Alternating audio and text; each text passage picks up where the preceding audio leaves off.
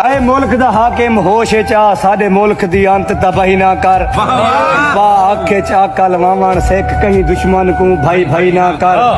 सट यारी अमरीका दी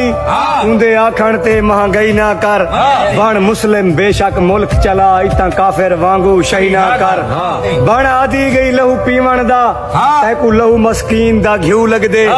नक थीवी साकू नक की तई अमरीका तेरा प्यू लग दे क्या दान कितई असा लोके को साडा सब कुछ दाते ला गया हई साडा कुल सरमाया जिंदगी दा कर चोरी लंदन चा गया हई साडे मुल्क दी क्या तामीर की थी सब सोलंग सड़का खा गया हई असा पहले है मकरूज बहु वत मुल्क लडावण आ गया हई सट कूड़ पलाल को एक पासे